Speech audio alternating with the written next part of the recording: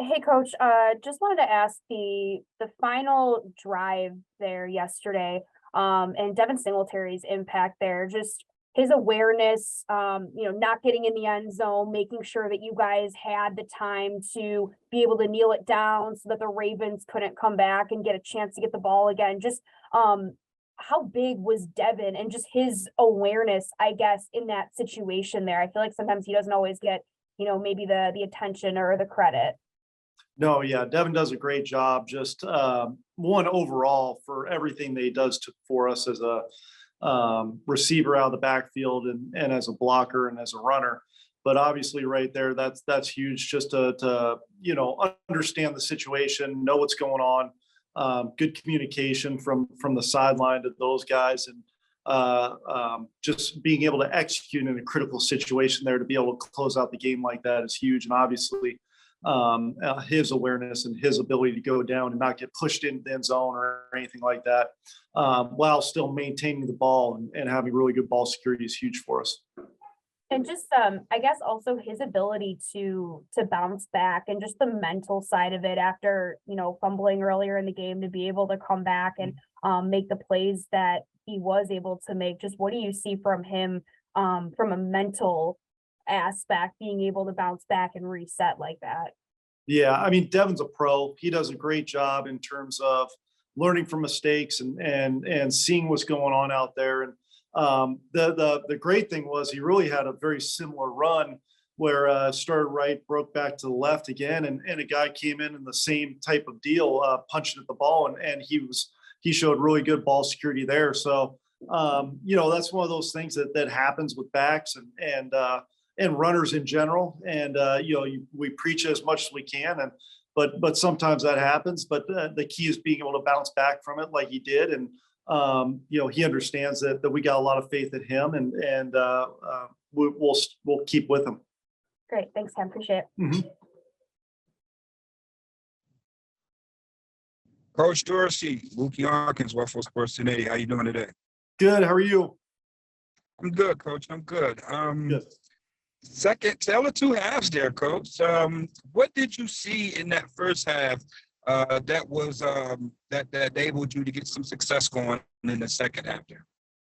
Well, I think at the end of the day for us, it was really kind of execution based, and us going out and doing the things we know how to do.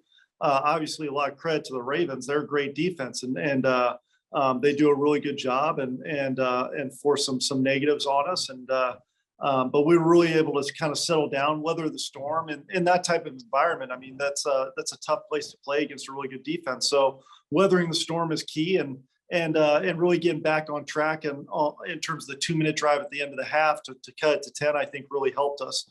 And really, I think at the end of the day for us, executing and just focusing on our job and doing that was the biggest key for us. Third and inches, how much does that bother you to, stall drives, not executing right there in that situation? Yeah, I mean, I think that's something that we're constantly evaluating, looking at what we're calling, how we're doing it, and different ways to pick up first down. So it's something that we're constantly going to look at and make sure we're putting our guys in the right position to have success. One more, if I may, Coach. Khalil Shakir, his play yesterday, and your expectations going forward. Yeah, I think he's constantly gotten better and really done a good job of working, and even when he's not been up and active on game day, he's kept a great attitude, kept a focus and locked in, and has been ready to play whenever we've needed him. So got a lot of faith in him. I think Josh has a lot of faith in him, and I think he'll be able to step in and do a lot of good things for us. Good luck this week, Coach. Appreciate you. Yeah, no problem. Thanks. Yeah, hey, Coach. Alex Brasky with the Batavia Daily News. Beyond Khalil Shakir, with Crowder and McKenzie dealing with injuries, how do you expect the wide receiver position to shake out? Yeah, I think right now we just got to kind of wait and see how everything kind of pans out during the week, and game plan and game plan like we normally do, we've got a lot of faith. If anybody can't go, we've got a lot of faith in the guys that we have to step in and be able to make plays for us. But at the same time, just got to wait and see kind of how the week unfolds before we make any judgments on anything. How about with rookie James Cook? He hasn't had many opportunities this year, and when he has, he struggled to hold on to the football. What have you seen from him in the early going, and how do you see his progression through the first quarter of the season? Yeah, I think James is obviously, he's a young guy who is continuing to get his feet wet, and I've got a lot of faith in James. I think he does. He's got a lot of confidence in his ability, so not worried about that. And I think it's just us putting him in positions to have success and getting him reps and getting him out there.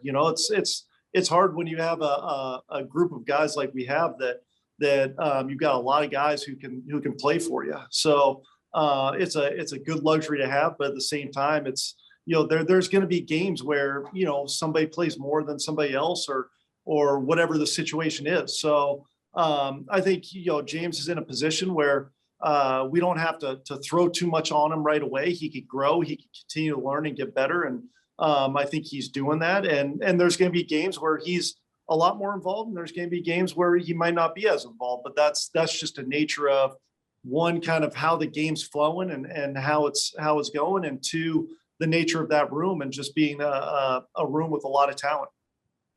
Thank you. Mm-hmm. Yes, good afternoon, Coach Dorsey. George Radney, Challenger Community News. How you doing today? Good. How are you, George? Great. Just wanted to follow up with you.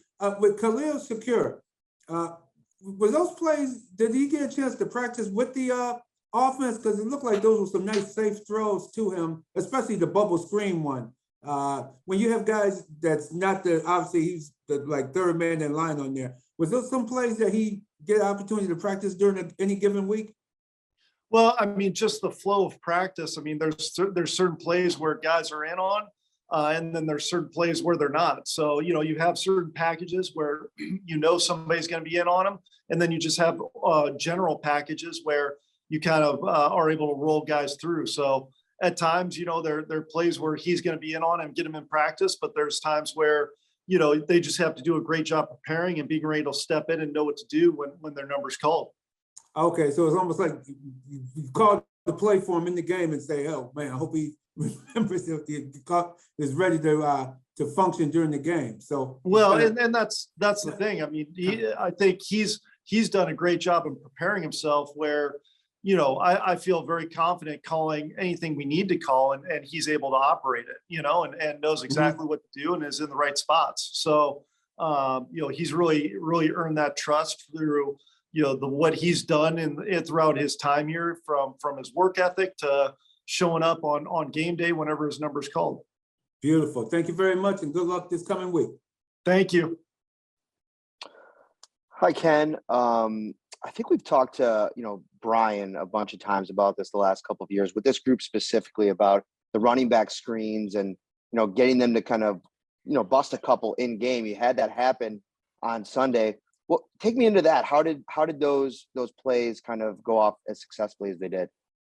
Well, I think one overall is just kind of the flow of the game and trying to get a feel for when to call them and when you feel like they have a chance to succeed, and then two, just coming down to execution and making sure that we're setting the right way up front, we're selling it the right way at the back spot, and we're taking the right exit points by the back and landmark on the catch point, and then the line making sure they're getting out and being in the right spots when they release, because those things get a little wacky sometimes in terms of hey, who's out first, and then who's the first out, who's the second out, because sometimes you're anticipating one thing, well, it gets a little backwards, and they have to do a good job of adjusting on the move. So it's good to see those guys get down in space, and we've got an athletic group up front who can do that. So it's good to have that as part of what you can do throughout the course of the game.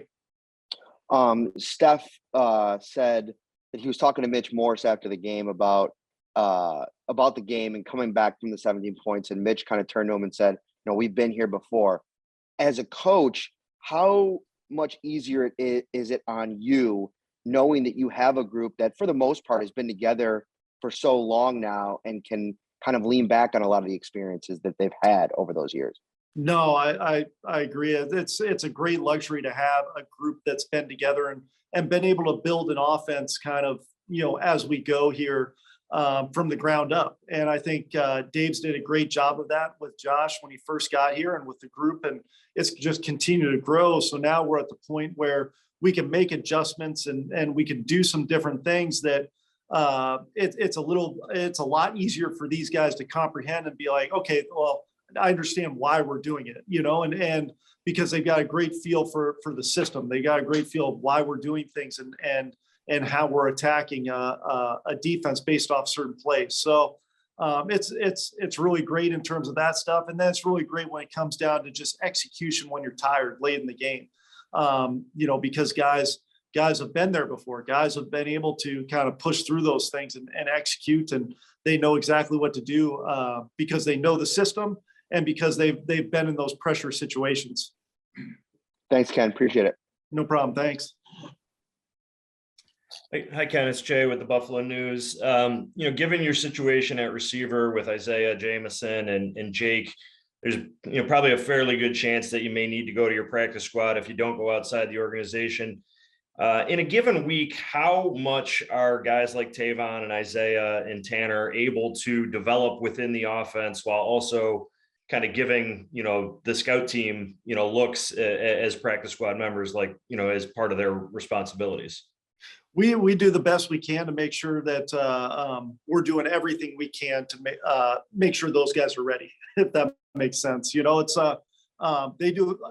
important to have guys in that role who understand that at any point in the season, their number could be called, and because you never know what is going to happen in the course of the season. So they got to prepare each and every week like they're getting ready to play. I mean, we saw it earlier in the year with Khalil when Gabe got nicked in practice and Khalil had to come in and in the game because Gabe was down. So it's the same thing with everybody on our roster. And I think we do a great job, and that comes from the top of Sean preaching it, to make sure those guys understand they've got to do everything they can to be ready to go through study, through extra work, extra reps, whether it's getting a little extra work in at the end of practice, at the start of practice, whatever it may be. And then we've always tried to kind of rotate those guys in, especially a receiver at times, through the course of practice.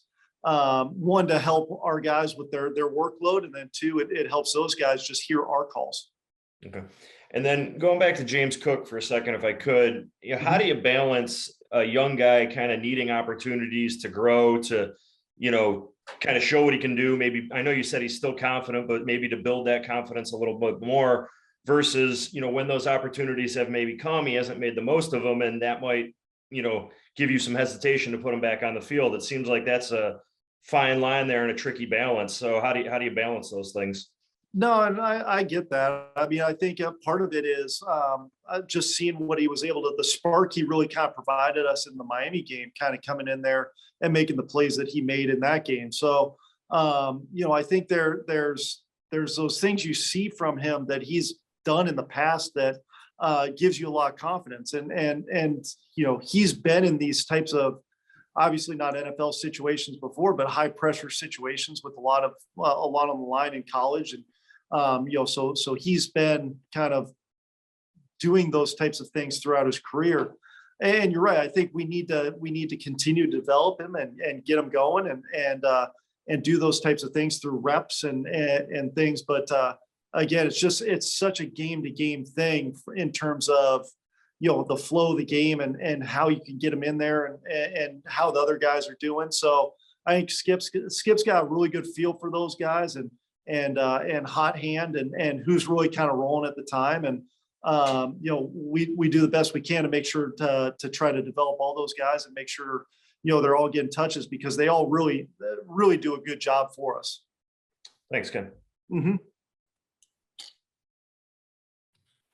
Hey, Ken, this is kind of similar, but just to follow up on that idea of balancing who has a hot hand, how to game plan, do you approach that any differently now that you're working with the entire offensive position by position or individual? Like, how different is it based off who you're working with, if that makes sense?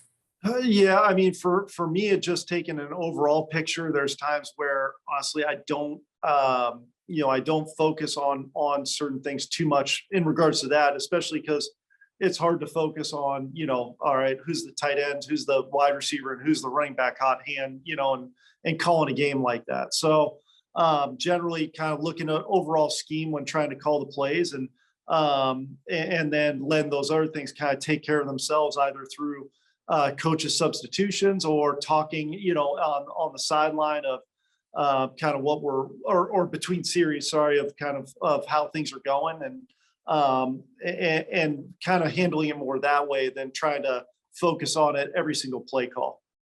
Gotcha. Thanks. Sure. Hey, Ken, I know Mitch Trubisky was only on the team for 1 year, but what will it be like getting to see him back at Highmark Stadium on Sunday? And what did he mean to the team when he was here?